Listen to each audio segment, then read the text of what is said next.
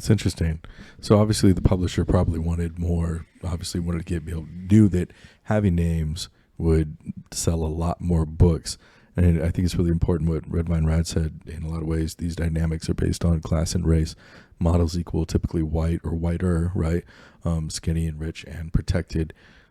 Generally speaking, perhaps as opposed to like sex workers, for sure. Like, you know what I'm saying? Well, I think even we're talking here too at like, there is this entire part of Hollywood and like media in general too, that like model is a specific thing. And I think her even saying that about herself, I think she's kind of saying that there's like this apparatus of capture where they're like, hey, got this modeling gig for you. We're going to put you in a music video. And then you get like sucked into this like really toxic network where you're like kind of just like trading your body for access to gigs. So you and or surviving that way, which again, you know, there's a reason that sex work, prostitution is, which I think is the thing that they're kind of dancing around here in some ways, is it's known as the oldest profession. And again, I feel like that's why it's important there's a big movement around this, but like, even related, and it ties into the issue of like shaming people who are open about their sexuality or celebrate their sexuality and or utilize it to pay the bills, like she maybe did in some way. You know what I'm saying? Like, who are we to shame? Because again, that's like you want to talk about like history and stuff like that. Like the contract of marriage is rooted in that property. You know what I'm saying? Women as like basically sexual property. So like, let's not. You know what I'm saying? So let's, like that senator, that video, let's unlike that senator in that in the thought shit video, let's not get our knickers in a twist about it, you know?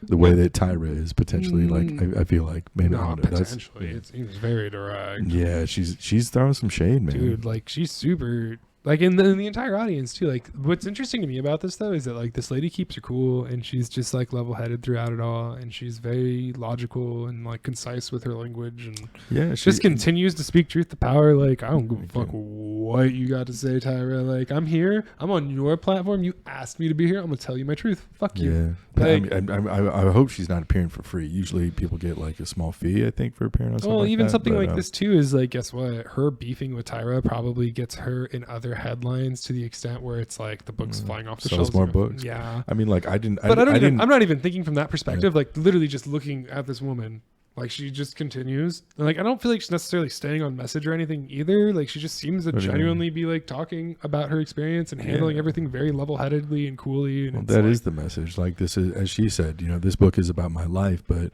you know, as she's saying here, let's see what she has to say still about like the publisher choosing to put the names in, I'm sure to sell more copies. You know, so but yeah, she's I feel like she's maintaining her poise pretty well, can like considering the sort of, you know, just the nature of the conversation, the tone of the conversation, and the questions being. And Tyra keeps cutting her off. Yeah. A lot of things that have been taken out. But the publisher can only make the decision. The publisher made the decision, with. and I agreed with it because I felt that it was the truth and it was actual. I didn't hide anything in that book. You said you hid a lot. Well, I mean, of all the things that were written, I didn't hide names and places and dates to protect people. This isn't a book about protection. It's a book about honesty and confessions, both on my side and hopefully on theirs. How mad were you at those rappers that didn't support you during your time? Not mad at all, because I went back to them. It wasn't like they said no to me and then I was like, oh, that's it, I'm out of here, I'm gonna write a book. It was okay, I went back, they gave me more money, I hung out, I still took the trips, I still did all of that. And then I left because I knew. Not every single one of these guys. Every single one of these guys. Not every single one. You didn't go back to every single one of them. Well, the ones that had the most money, the ones that were flying me around, because I was homeless at the time. I was homeless at the time. And I had to find a way to get back on my feet. So in the back of my head, I know, okay, you don't care about me. Because when I told you I was getting evicted, you said, whatever. So now I said, hey, everything's fine. Well, yeah, that was just, you know, that was a bad week. I'm fine now. Okay, here you go, more money. I knew that if I wasn't the party girl anymore, then they wouldn't take care of me. Corinne Steffens, thank you for being here. And thank you for being honest. You're dying inside, aren't you? I haven't been the hardest on you. I've seen your interviews, and there have been people that are super duper duper hard on you. Maybe this was actually a walk in the park. Maybe I just wasn't in the mood for it today. Oh. I'm moody. You're moody? Yeah. Well, you came on. You're moody. Hopefully you're on a better step. Oh, sorry. Tyra, what the fuck? To get your life in the right direction. Absolutely.